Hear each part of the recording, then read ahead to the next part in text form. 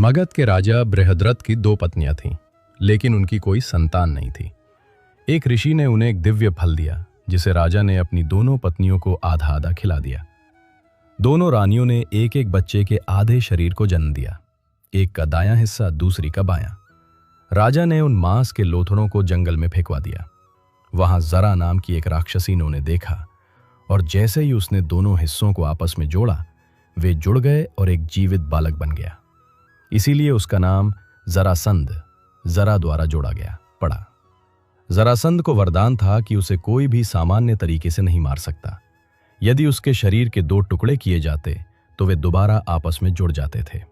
इसी शक्ति के बल पर उसने 86 राजाओं को बंदी बना रखा था और 100 राजाओं की बलि देकर चक्रवर्ती सम्राट बनना चाहता था।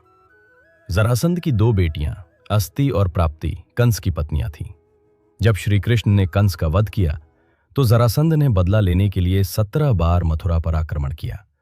हर बार कृष्ण उसे हरा देते, लेकिन मारते नहीं थे, क्योंकि उसका समय अभी नहीं आया था। अंत में यादवों की सुरक्षा के लिए कृष्ण को रणछोड़ बनकर द्वारका बसानी पड़ी। पांडवों के राजसूय यज्ञ के लिए जरासंध को हराना जरूरी था। श्री कृष्ण, भीम और अर्जुन ब्राह्मणों का भेष बदलकर जरासंध के पास गए और उसे द्वंद्व युद्ध की चुनौती दी। भीम और जरासंध के बीच 13 दिनों तक भयंकर युद्ध चला। भीम जब भी जरासंध के दो टुकड़े करते, वे वापस जुड़ जाते।